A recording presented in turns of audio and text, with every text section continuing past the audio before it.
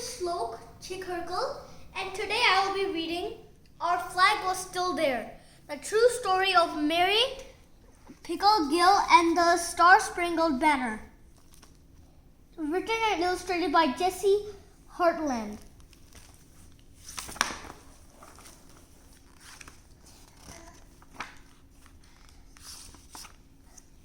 The year was 1813.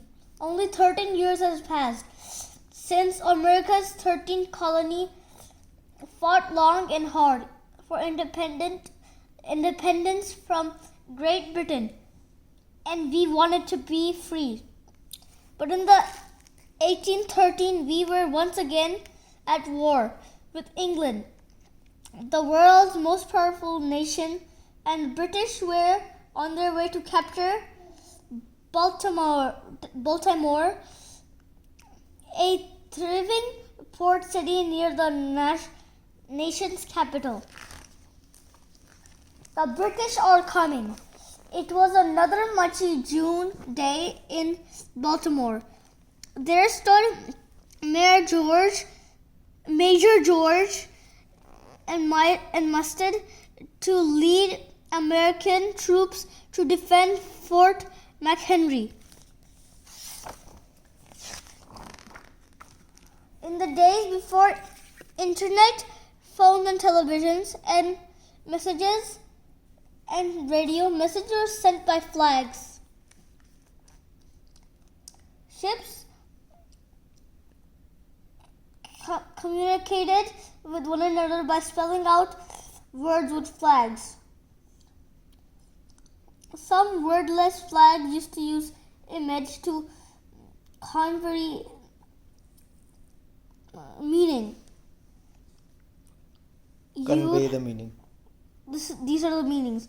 This flag means U. This flag means T. This flag means S. This flag means R. This flag means Q. This flag means P. And this flag means O. This flag means N. George wanted to send a great message to the British. This land belongs to America. But who could make such a flag? It's my desire to have a flag that large. British will have no difficulty seeing it from a distance. 30 feet. Looking for George, not far away, lived Mary Picklegill. Mary learned flag making trade from her widowed mother. She also made blankets and uniforms during the Revolutionary War.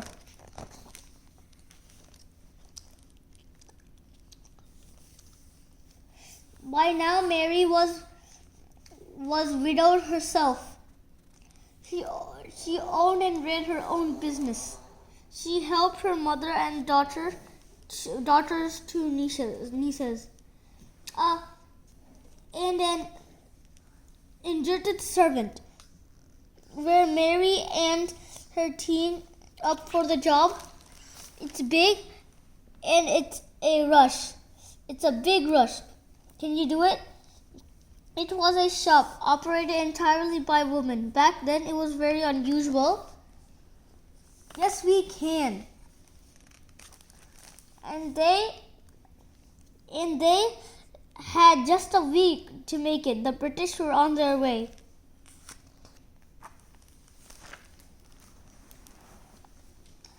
Day and night and day, the women worked together. Each tiny stitch was a small step toward a big flag and freedom from British rule. The flag grew and grew. They ran out of fabric. There was more delivered, along with other supplies. How's the flag going on, Mary? It's too big. And very soon after, the half-finished flag was moved across the street to a brewery, and the flag was finished in 6 weeks, just in time for British to retreat to the West Indies at summer's end. Chilly weather was coming. The new flag was hoisted over the fort anyway. The war wagged on. America was losing. A year went. In the summer of 1814, the British attacked Washington, D.C. The capital was in ruins. The White House was burning. The British were on their way to Baltimore. Would they attack this time? Pow, boom, bam. A stormy sky at Fort McHenry. 16 British ships attacked, firing bombs and screaming rockets. American gunners returned the fire, shooting cannonballs and mortars. The wind whipped, the lightning cracked, and the thunder roared. The battle went on for 25 hours. Both sides were drenched. Dawn came. The storm pulled away. The British retreated, and the battle was over. The people of Baltimore awoke to see their enormous flag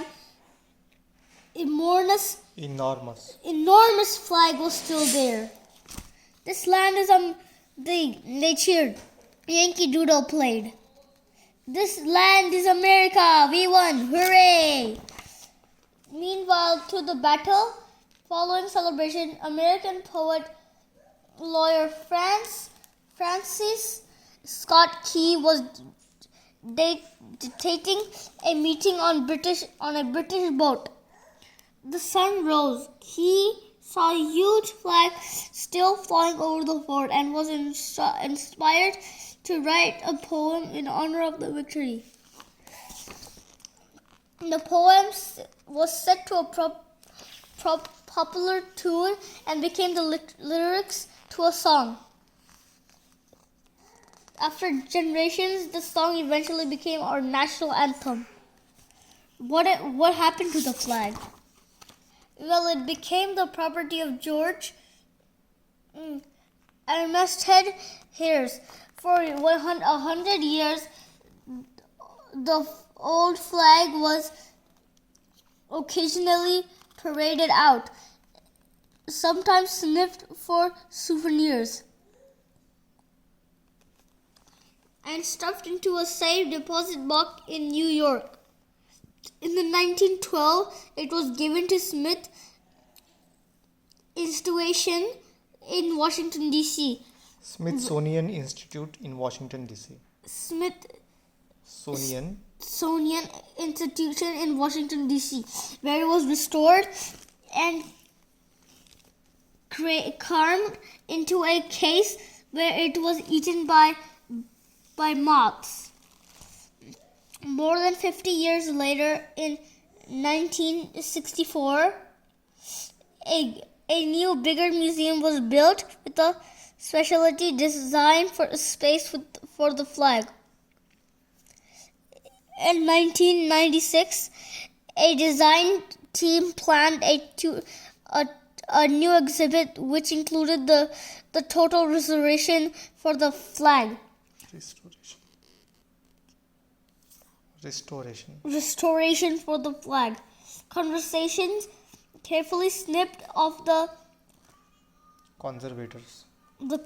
conservators carefully snipped off 17 million tiny stitches off the old clothes backing, cleaned it up with 10,000 sponges, and carefully attached a new backing. The flag at that point was over 200 years old. It had a new home in a display case controlled by light, humidity, and temperature. Today, if you go to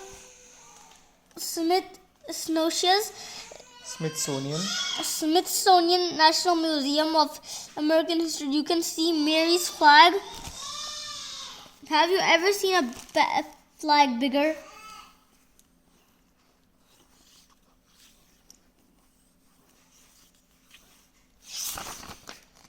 When you sing the Star Spangled Banner, remember Major Armistead and wish for America to be a free country. Remember Francis Scott Key, who was inspired by this very same flag to write these words. Remember Mary Picker Gill and her can-do team of Sesame Street. The Star Spangled Banner, the national anthem of USA. Oh, say, can you see by the dawn's early light what so proudly we've hailed at the twilight's last gleaming, whose so broad stripes and bright stars through the peerless flight o'er the ramparts we watched were so gallantly streaming, and the rocket's red glare and the bombs bursting in air gave proof through the night our flag was still there. Oh, say, does that star-spangled banner yet wave over the land of free and the home of brave? The end. I hope you like this book. And make sure to subscribe.